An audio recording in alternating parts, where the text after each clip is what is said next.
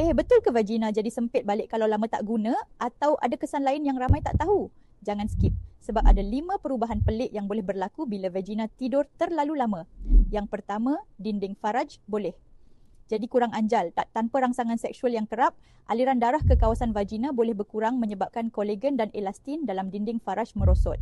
2. Kalau terlalu lama tak guna, kelenjar pelincir boleh jadi kurang aktif menyebabkan kekeringan dan tak selesa. 3.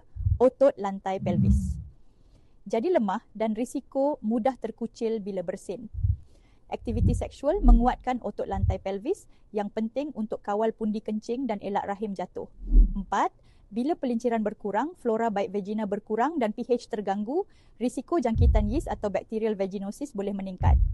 5. Tanpa rangsangan seksual, hormon estrogen dan testosteron mula menurun, menyebabkan keinginan seksual semakin pudar dan susah turn on bila dah terlalu lama tak aktif. Jadi, macam mana cara nak jaga kesihatan vagina ni walaupun tanpa aktiviti seksual? 1. Buat senaman kegel, bantu kuatkan otot lantai pelvis, elak masalah faraj longgar atau merahim jatuh. 2. Pastikan vagina sentiasa lembab. Gunakan pelembab faraj semula jadi seperti Rejuvi, boleh lihat di showcase saya ya, atau makan makanan yang bantu kesihatan hormon dan pelinciran. Contoh, Everty coklat, minyak kelapa, flaxseed, yogurt. 3. Makan makanan kaya estrogen semula jadi seperti kacang soya dan flaxseed. 4. Jangan pakai pakaian dalam ketat 24 jam. Biarkan vagina bernafas untuk maintain keseimbangan bakteria dan kelembapan semula jadi.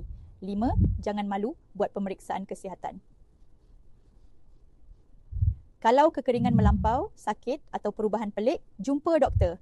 Jadi, kalau dah lama tak guna, vagina tak sempit balik. Tapi ada beberapa perubahan yang boleh berlaku. Nak jaga kesihatan vagina, komen jaga Miss V kat bawah dan share info